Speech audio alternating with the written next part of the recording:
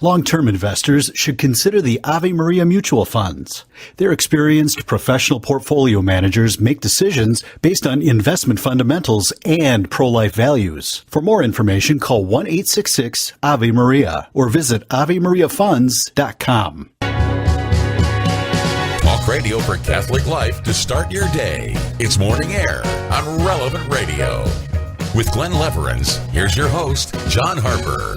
Good morning, 5 minutes after the hour. This is Thursday, January 15th, 2015. Welcome to this hour of Morning Air on Relevant Radio. The Munchkin Missionary. We'll meet her coming up this hour on Morning Air on Relevant Radio. Also, the power of life and teaching the power of life and sharing the power of life, pro-life and our faith, and using social media in a unique way to do that. We'll learn that coming up on Morning Air on Relevant Radio. But we've just learned from Bill Ulivari, our money person, 15 income ideas for 2015. Need some money to invest. We'll learn how to make that with some hiring predictions, some of the hot jobs, some of the career trends of 2015.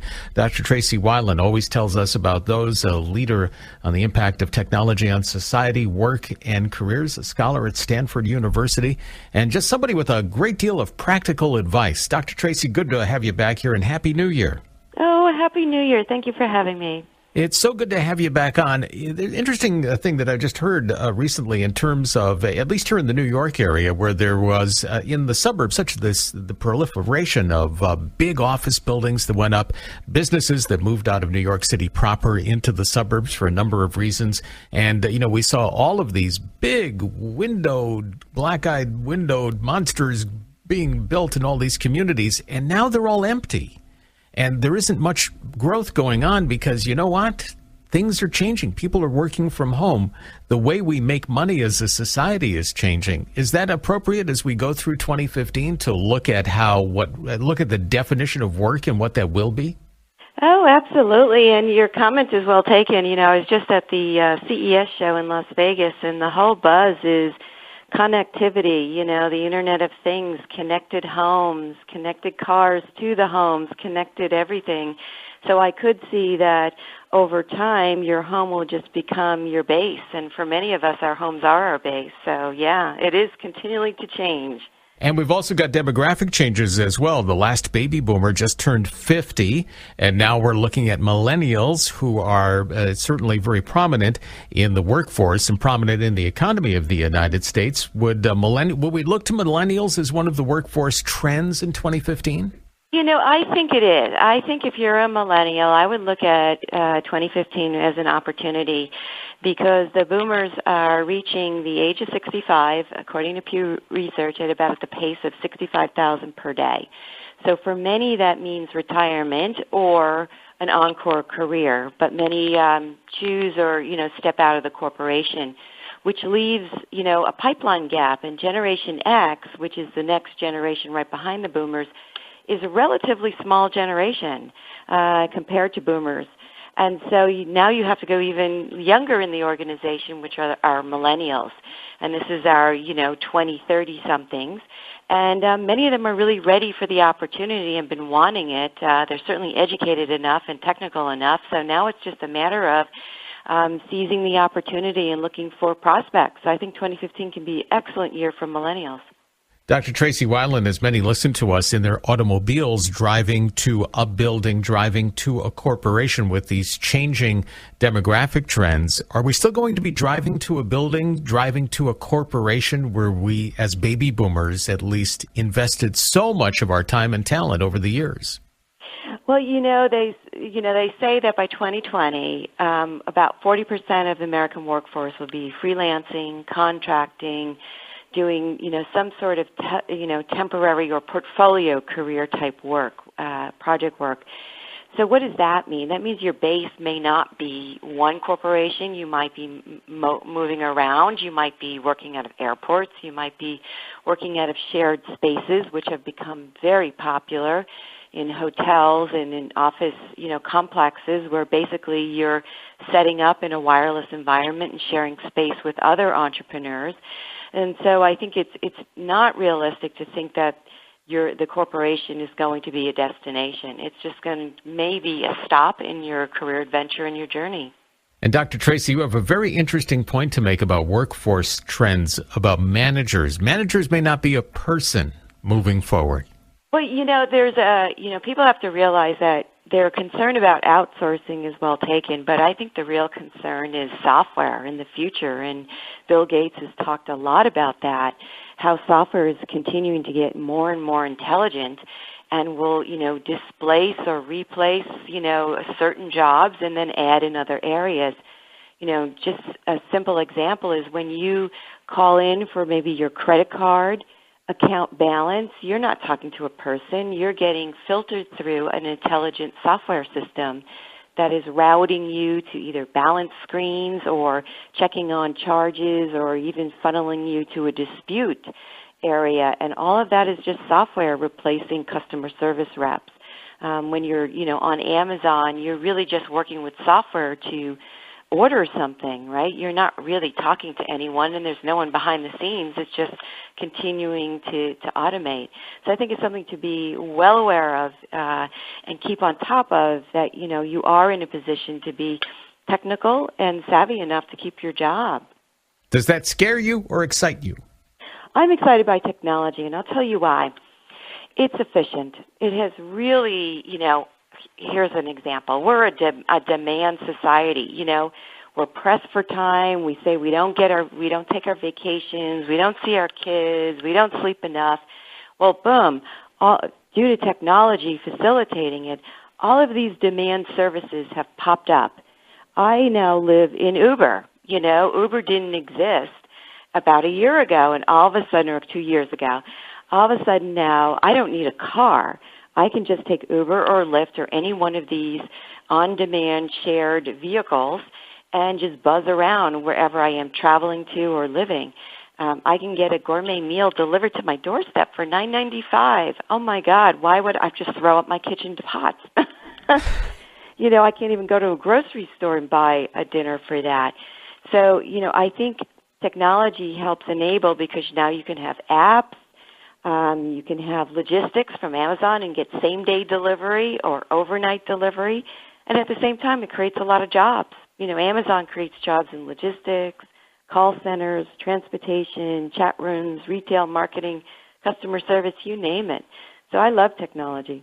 And we talk about jobs and trends when you're on, Dr. Tracy Wilen. Your book, of course, Employed for Life, one of many books, Employed for Life, 21st Century Career Trends.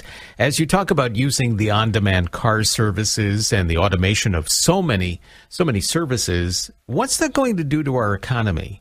I mean, we depend on the automobile industry. If we're not buying as many cars, what does that do to our economy? If we're not leaving the house, if we're not using as much fossil fuels, that's probably a good thing. What does that do to the oil and gas industry? What does that do to our overall economy in the United States as we go through what perhaps is another industrial revolution, but this one driven by technology?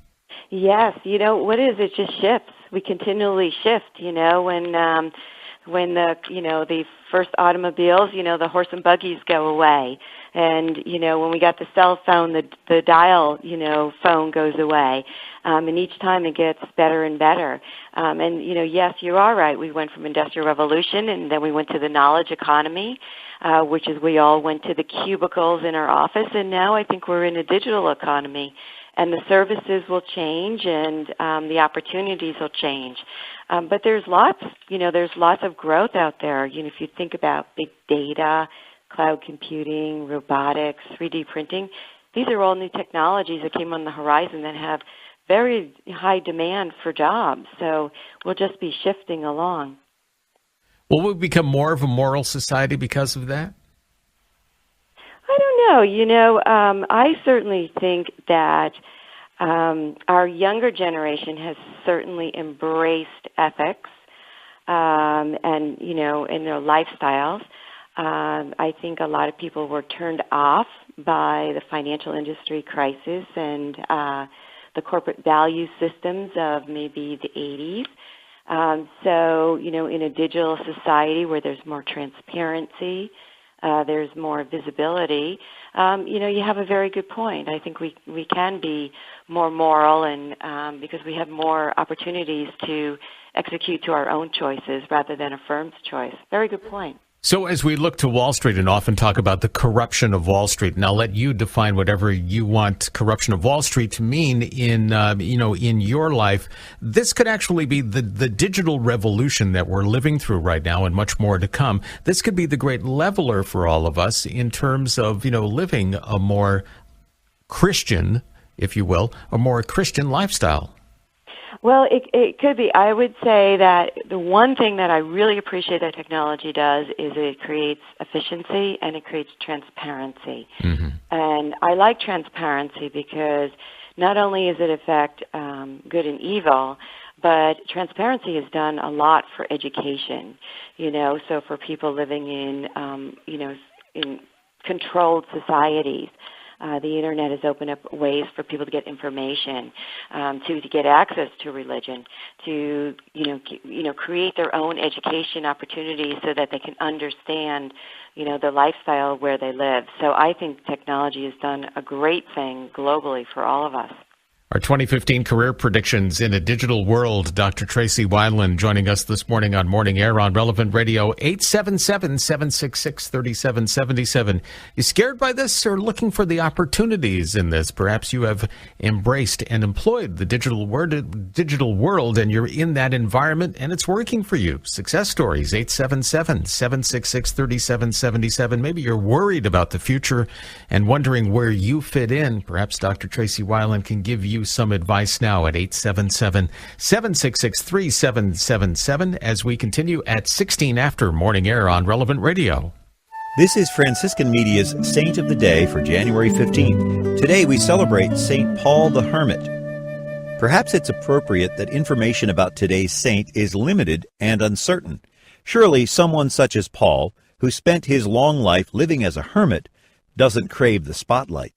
Paul was reportedly born in Egypt around the year 233 and orphaned by age 15. A well-educated and devout young man, he was forced to go into hiding in 250 during a period of persecution. He found refuge in a cave in the desert. Realizing how much he enjoyed the solitary life, Paul remained in the desert after the persecution ended. St. Anthony of Egypt, regarded as the founder of monasticism, visited Paul in the desert and reported on his holy life and death. Allegedly, Anthony found Paul near death, but the holy men were able to break bread and pray together. It was said that a raven brought bread to Paul each day for 60 years.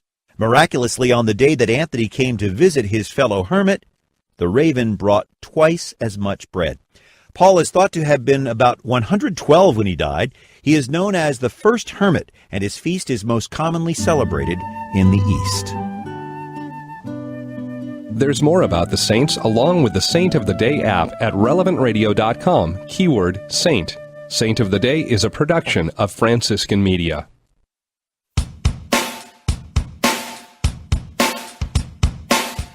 Good morning. It's 18 after the hour. Morning Air on Relevant Radio with Dr. Tracy Wilen here this morning. Employed for life in the 21st century.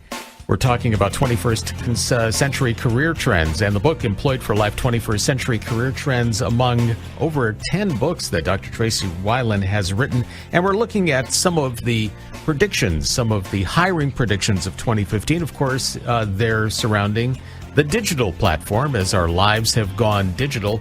So the question, Dr. Tracy Wilen, in a digital society, where do people fit in? Well, let's face it, business is about people, hiring people, people conducting business with people, and people, collaborating with people on teams. So I actually think that in a digital society, you'll find more connectivity between people and more collaboration. So I think it's a better opportunity. I do want to mention to your listeners that I'm having a little contest going on. I'm encouraging people to email me. Your group is great because they phone in a lot of questions and stories. But if they don't get a chance to phone them in, and they can email me their story, and what I'm looking for is really how are you changing your career, or how are you approaching the challenges in the job market, or do you have a success story? And the idea is that if it's something that we can learn from, I'd like to share it, whether it's in my blog or on your show. And in exchange, what I'll do is send them a copy of my book. So, and all they have to do is just email me and tell me, your best practices in career development or job hunting, and I'll make sure that you get a book in exchange for your great wisdom. That's terrific. What's the email address? The email address is Tracy, Tracey, at TracyWilen.com. And my website is TraceyWilen.com. And some people like to Twitter me, so I'm at Tracy Wilen. If you want to Facebook me, I'm Dr. Tracy Wilen. Basically, I'm out there. I think I'm pretty easy to find.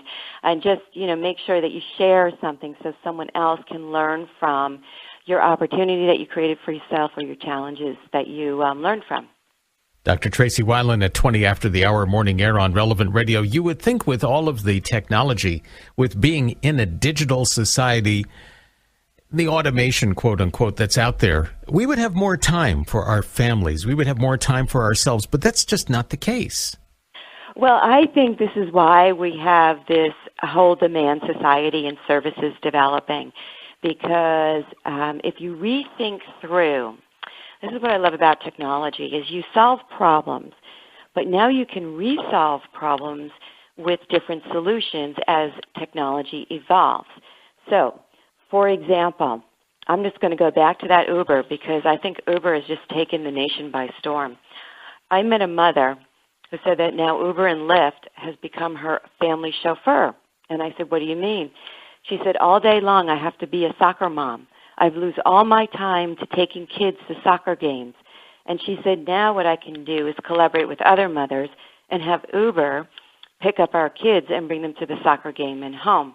She said, but I could even take it a step further. She says, I actually drive for Uber.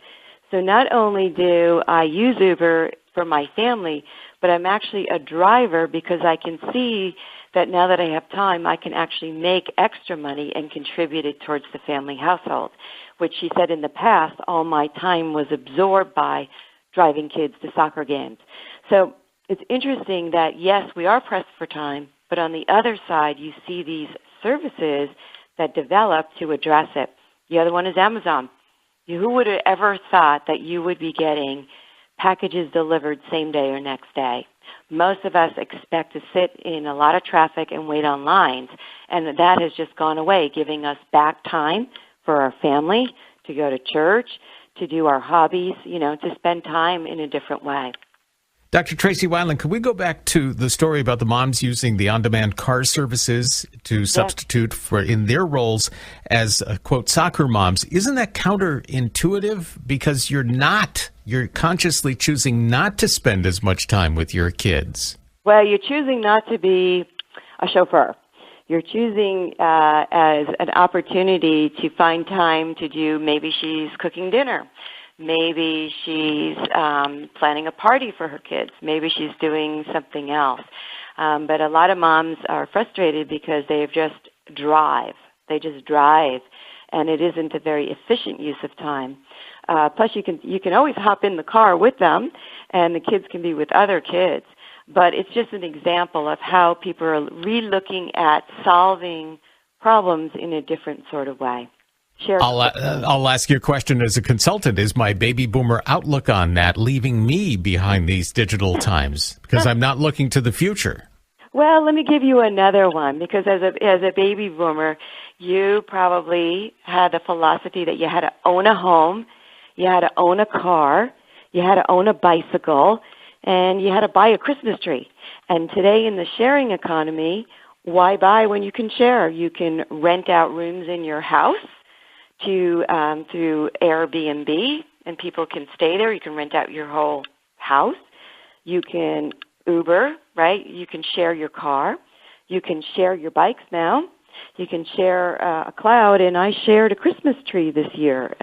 So the sharing economy is another change that has really been driven by the technology. Wait a minute. How did you share a Christmas tree? Was the tree in your house on the odd days and in my house on the even days? How did that work? It was fabulous. There was a grove out here in California, and they grow Christmas trees, and then they pot them, and they drop them off, of course, creating a lot of local jobs. They drop them off at your place, and you basically rent it for a month. You can name it. You have to water it. You have to take care of it, believe me.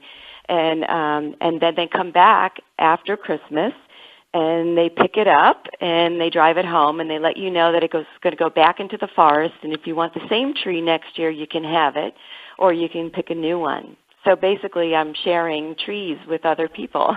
Wow, that's incredible. So in this sharing economy, prices have to come down at some point in time. So this is really a shot in the arm for the economy. Well, it's just different. It's just expenditures are going in a different way. So again, people are looking at technology as creating efficiency. If you think about the cost of a car, especially if you live in a big city, the cost of a car, the cost of the insurance for the car, the cost of the parking for the car, maybe that isn't a good use of your money. Maybe that money could be invested into your family, and maybe you could share, right, through one of these services, something else. So I think it's more of, can I displace the money that I typically would spend in an asset into something else like a service? Fascinating stuff. And you can take a look at all of this on Dr. Tracy's website at tracywilen.com. And she also wants to know how you are approaching the challenges of this new job market. One of her books is in it for you. All you have to do is email her at Tracy at tracywilen.com. That's TRACEY at tracywilen, TRACEYWILEN.com. If you missed that, it's on our Morning Air Facebook page. Wow, there's a lot of food for thought. We didn't even talk about food. We'll do that next time, Dr. Tracy Wilen. Thanks for your time this morning on Morning Air. Thank you. You have a Happy New Year now. You too. All the best to you.